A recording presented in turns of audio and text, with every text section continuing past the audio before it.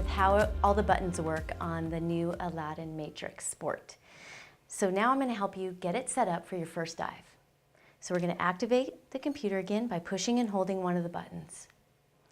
Once it's on and you're at the home screen, what you want to do is push and hold the right button and it sends you into the time zone. And then we go forward from there and we get to gas. So what we're going to do is set it up just for an air dive, which would be at 21%. So I'll push and hold that and we'll go into gas. And it sends us to the gas 1 setting, and you'll see that you have the MOD, the maximum operating depth, for each gas. And right now it's set for 1.40 partial pressure of O2. So I'm going to push and hold to get this flashing, and if I was going to dive nitrox, I would send that up to 32% and then push and hold to set it. But I'm going to do an air dive today, so we're going to go back down to 21%, push and hold to set for air, and then we'll see our partial pressure of O2. I'm going to set it for 1.4, and this computer gives you the opportunity to set it all the way up to 1.6 if you'd like. Okay, then we'll go forward. This computer does 3 gases, so you can do 3 versions of nitrox. We're not going to do that today, but if we were, we would go all the way to the deco, and I could set my deco gas right there, and then go back and set my second gas. So moving forward, if I wanted to set it, I would do that there, but I'm not going to do that. So we're going to go back. All right, we're going to move on after setting our gas. Hit the forward button, and we get to scuba. So let's go into scuba by hitting the enter button, push and hold. And now we're at max depth. This is where I can set a max depth alarm.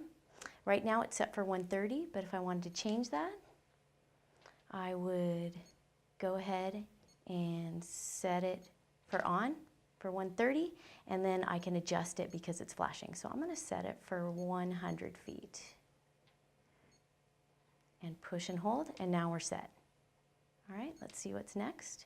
Now we have a dive time alarm, and I really like this one because a lot of times you're on a boat and the dive master will say, okay, everybody be back here in 60 minutes because we've got to get back. So I like to set it for half that time, so I know I've already had half my dive. So let's go ahead and do that. So I'm going to push it for on and then set it down for 30 minutes for that scenario. All right, so I'm going to have a little alarm to remind me that I've been in the water for 30 minutes. All right, moving forward. Now we have our microbubble levels. Now this is a way that you can customize this computer's algorithm and make it more conservative. What it does is it takes your diving experience, your age, and your physical conditioning and allows you to enter a number for that.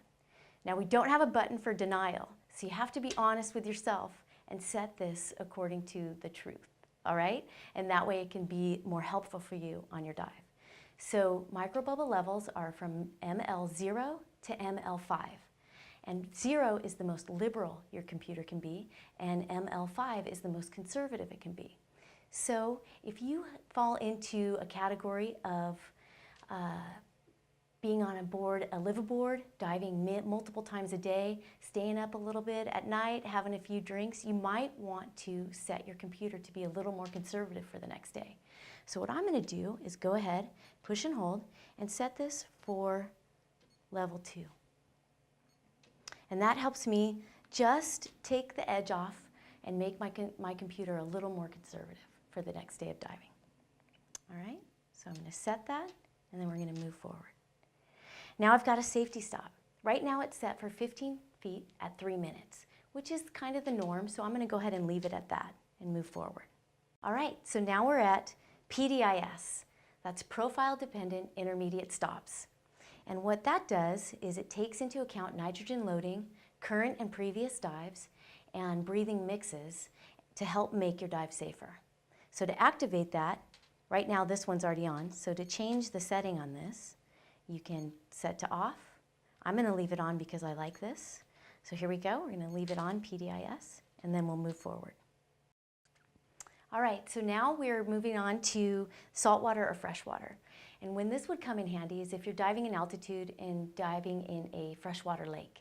So what we're going to do here is we're going to push and hold, because right now it's set to on for saltwater, and we want to advance that to off and push and hold to set. Now our computer's set for freshwater. However, I'm going to dive in saltwater today, so I'm going to reset it back for saltwater. And then we'll move forward. Okay, the next function is apnea, and that's for freediving, and we'll save that for another video.